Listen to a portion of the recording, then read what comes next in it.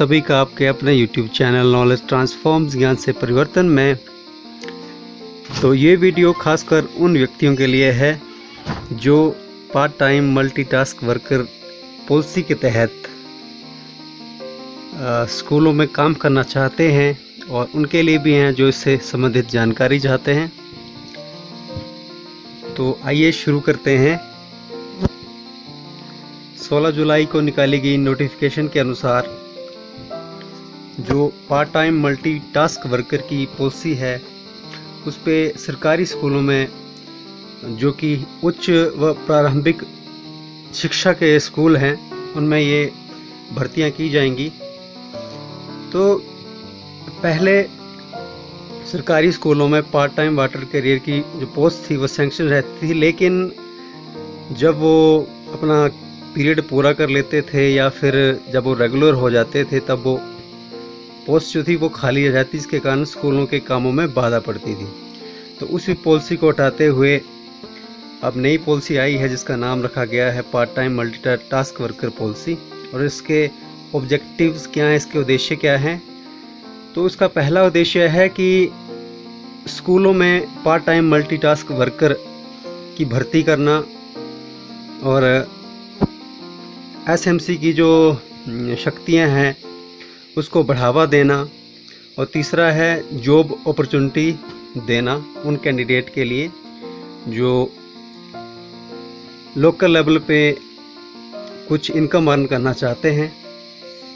जो mode of appointment रहेगा वो रहेगा एक सिलेक्शन कमेटी के द्वारा, जिसमें कि एसडीओ होंगे चेयरमैन, बीपीओ जो या फिर जो प्रिंसिपल और हेडमास्टर है कंसर्न स्कूल का वो इसके मेंबर सेक्रेटरी रहेंगे, और एसएमसी के प्रेसिडेंट इसके मेंबर रहेंगे।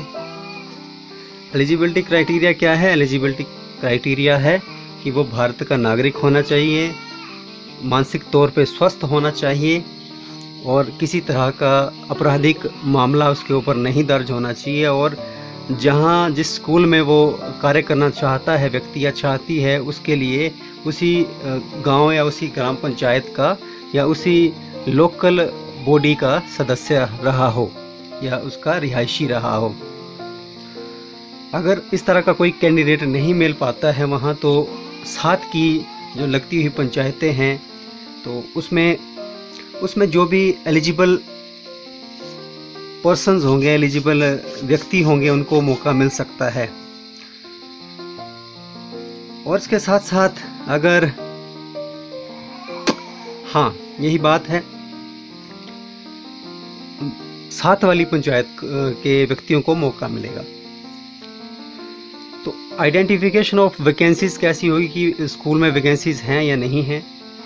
तो हर फंक्शनल गवर्नमेंट स्कूल में वहाँ पे एक पद जो है वो पार्ट टाइम मल्टीटास्क वर्कर का क्रिएट किया जाएगा, और उन स्कूलों में जहाँ पर पहले से पार्ट टाइम वाटर कैरियर्स हैं वहाँ पे ये पद नहीं भरा जाएगा, और उन कर्मचारियों के रेगुलाइजेशन के बाद जब वो पद खाली हो जाएगा तब वो भरा जाएगा। और ये आइडेंटिफिकेशन जो है वो डिप्टी डायरेक्टर या उप निदेशक जो हैं उस जिले के वो करेंगे।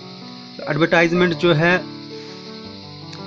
वो डिप्टी डायरेक्टर के द्वारा, उपनिदेशक महोदय के द्वारा, जो संबंधित जिले के हैं, जब डायरेक्टरेट से इनको अप्रूवल मिल जाएगा उसके बाद करेंगे। और एक नोटिफिकेशन की कॉपी जो है वो एसडीओ सिविल या एसडीएम जो चेयरमैन रहेंगे इस वर्किंग कमेटी के उनको भेजी जाएगी। और ये जो पार्ट टाइम मल्टीटास्क वर्कर की पॉलिसी है उसके बाद एडवर्टाइजमेंट के बाद स्कूल के नोटिस बोर्ड पे लगेगी और एक ग्राम पंचायत के बोर्ड के ऊपर भी लग जाएगी। और एप्लीकेशन जो है इसकी किस तरह करेंगे जो कैंडिडेट्स हैं, तो प्लेन पेपर के ऊपर जिसपे सेल्फ अटेस्टेड उन्होंने सर्टिफिकेट की फ़ोटोकॉपीज़ दी हों, वो अपने कंसर्न्ड बीईओ जो प्रारंभिक खंड शिक्षा अधिकारी होते हैं उनको, या जो प्रारंभिक उपनिदेशक होते हैं उनको भेजनी है, और जो चेयरमैन हैं उनको भेजनी है। लास्ट डेट जो है सबमिशन की उससे पहले भेजनी है, वो लास्ट डेट बता दी जाएगी। और जो डॉक्यूमेंट्स हैं वो काउंसलिंग के समय वो वेरीफाई करिए जाएंगे, और अपनी लेटेस्ट जो कॉपी है पासपोर्ट साइज़ वो भी इनको भेजनी पड़ेगी।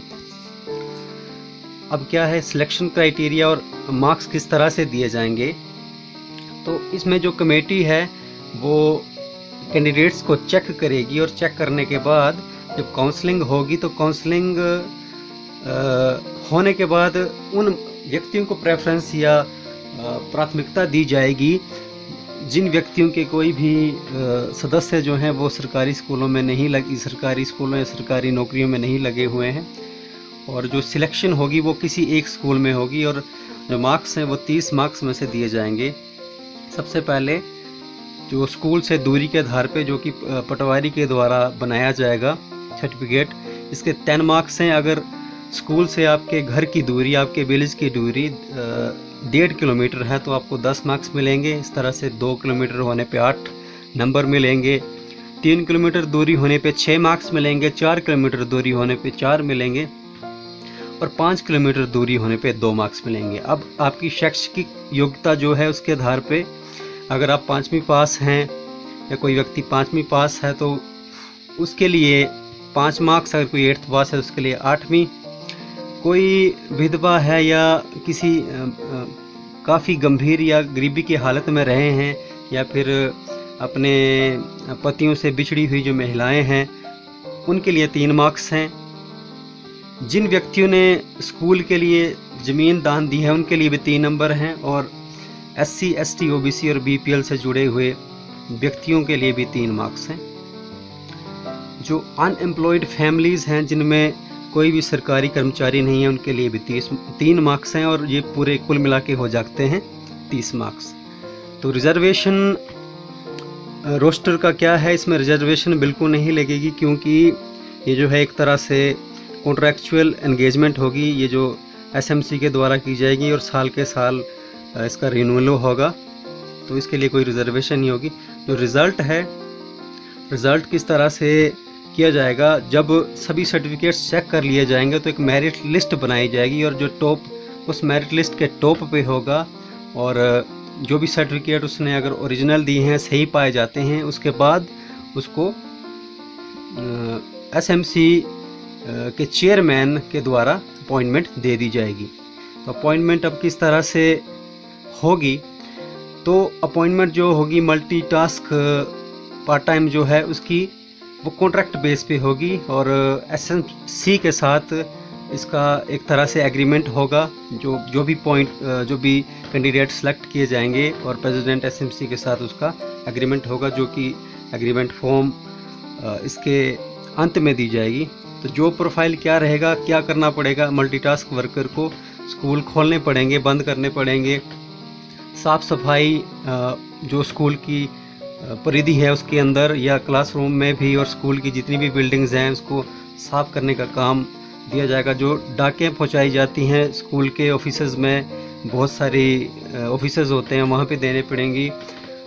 पानी का प्रबंध करना अगला है। जो भी काम स्कूल के इंचार्ज या अध्यापकों के द्वारा दिया जाएगा वो काम उसको पूरा करना। तो अब वेटिंग लिस्ट के बारे में बात करते हैं। वेटिंग लिस्ट क्या है? 2 कैंडिडेट को वेटिंग लिस्ट में रखा जाएगा। क्यों रखा जाएगा? क्योंकि अगर 1 साल के भीतर जिस व्यक्ति की सिलेक्शन हुई या चुना गया है वो व्यक्ति अगर छोड़ के चला जाता है तो जो मेरिट लिस्ट के टॉप पे होंगे उनमें से एक व्यक्ति का चयन कर लिया जाएगा अगर छोड़ जाते हैं व्यक्ति तो। अब वेजेस या ऑनरेरियम मानदेय कितना मिलेगा? तो मानदेय जो इनको मिलने वाला है वो मिलेगा 5,625 रुपये 10 महीनों के लिए, 1 साल के 10 महीनों के लिए SMC के द्वारा, जो कि ग्रांट इन एड एलोकेशन जो कि सरकार के द्वारा दी जाएगी उस पर। अब एज क्या रहेगी? एज वही रहेगी जो सरकार निर्धारित करेगी। और अब एज की जो ऊपरी सीमा है उसमें SC, ST, OBC के लिए जो भी रिलैक्सेशन है, जो भी मुक्ति है वो दी जाएगी सरकार के नॉर्म्स के अनुसार। अब इसकी अपॉइंटिंग पनिशिंग अथॉरिटी कौन सी रहेगी? अब अथॉरिटी जो रहेगी इसके लिए वो रहेगी SMC। SMC के जो भी अपॉइंट करेगी और अगर इसके काम की देखरेख भी करेगी। अच्छा, कैजुअल लीव कितनी मिलेगी? तो एक कैजुअल लीव मिलेगी 1 महीने का काम करने के बाद, यानी कि 10 महीने अगर व्यक्ति काम करेगा तो 10 कैजुअल लीव्स मिल सकती हैं, और किसी भी तरह की लीव्स उनको नहीं मिलेगी। अगर लगातार व्यक्ति की अब्सेंस या अनुपस्थिति पाई जाती है किन्हीं कारणों से, तो उनको टर्मिनेट या जॉब से मुक्त भी किया जा सकता है। और टर्मिनेशन होने के बाद एब्सेंस के दौरान की जो उसकी मानदेय है उस पर कोई अधिकार नहीं होगा व्यक्ति का। तो right to claim regular appointment, कि रेगुलर अपॉइंटमेंट को क्लेम नहीं कर सकते ये जो कर्मी हैं, क्योंकि ये जो है एसएमसी के द्वारा लगाए जाएंगे या एसएमसी के द्वारा नियुक्त किए जाएंगे, तो इनको स्टेट गवर्नमेंट के 4th क्लास एम्प्लॉय के रूप में नहीं देखा जाएगा। अच्छा, और अंत में 17वां पॉइंट है कि हिमाचल प्रदेश सरकार को पूरा अधिकार है कि किसी भी तरह के टर्म एंड कंडीशंस जो हैं वो बदल सकें लोगों के जनहित में। अच्छा, appointments on extreme compassionate ground, सरकार के पास हर ताकत रहेगी कि कोई व्यक्ति अगर पॉवर्टी लाइन से नीचे है, जिसकी इनकम कम है, तो अगर संबंधित सर्टिफिकेट उसके पास है जो कि नायब तहसीलदार और तहसीलदार या एसडीएम के द्वारा बनाया गया है, तो उसको सरकार जो है नियुक्ति दे सकती है। वो व्यक्ति कौन कौन से रहेंगे? विधवा हों, या फिर कोई ऐसी महिला जो अपनी पति से अलग रह रही हो, व्यक्ति जिनकी ज़रूरतें हों, स्पेशल नीड्स हों, कोई अनाथ बच्चा, या फिर ऐसा परिवार जो बहुत ही गरीबी के हालातों में रहा हो। Family including father mother and their children, और जिसके परिवार में पिता हो, माता हो और उनके बच्चे हों, और ये सर्टिफिकेट दिया जाएगा एसडीओ या एसडीएम के द्वारा। तो ये ऑर्डर पास किया गया है 25 जुलाई 2020 को, और इसकी कॉपियाँ जो हैं सभी secretary, private secretary, personal assistant, joint director वगैरह को भेज दी गई हैं।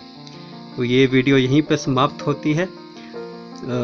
समाप्त करने से पहले ये जो एग्रीमेंट है इसको ज़रा सा देख लें। एग्रीमेंट जो रहता है इसमें नाम, पता और जो टर्म एंड कंडीशन है, ये एग्रीमेंट एसएमसी के नियमों का पालन करना पड़ेगा, 10 महीने की तनख्वाह मिलेगी, और मेडिकल्स भी पूरे करने पड़ेंगे। और ये जो एग्रीमेंट है एसएमसी और व्यक्ति जिसका चयन होगा उसके बीच में होगा। तो ये है पूरा इस पार्ट टाइम मल्टीटास्क वर्कर